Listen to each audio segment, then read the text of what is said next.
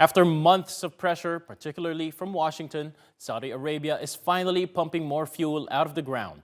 According to reports, the kingdom is set to announce that it's raising its output. That sent the price of crude falling 2% to around $114 a barrel.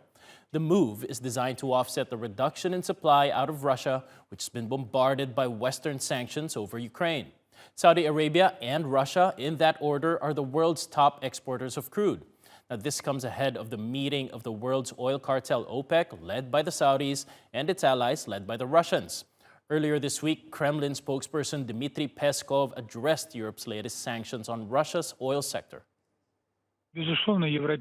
These sanctions, of course, will have a negative impact, probably for the entire continent, for Europeans, for us, and for the entire global energy market. Of course, we are rerouting oil that's becoming available in alternative directions.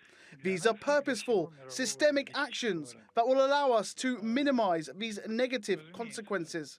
But I repeat, once again, the Europeans are also not free from the negative effects. They also have to go through all of this. Now, I spoke to Han Tan, chief market analyst at the Exinity Group in Abu Dhabi. He talked about what may have compelled Saudi Arabia to play ball with the U.S. The economic incentives have always been there, right? But I think Saudi Arabia could be seizing this opportunity, perhaps more so for geopolitical reasons. For example, it can be seen helping allies around the world placate their voting bases by lowering the cost of living with these additional supplies. But I think what Saudi Arabia could gain will be perhaps more assurances about regional security. And if those assurances do come from the U.S., that could help sway the Kingdom of Saudi Arabia.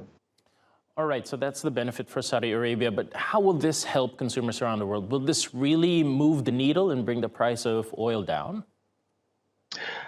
It could be substantial. I think it all depends on the quantum, right? And again, that's assuming that the Saudis do actually move ahead with what the news report suggests, right? And so we are seeing benchmark oil prices actually come down right now, but it may not be as substantial as perhaps some motorists would like, given that the crunch in the refining capacity, I think that is still there beyond the tightness in the crude markets. So that could offer some relief, but again, it all depends on what actually happens beyond these initial reports.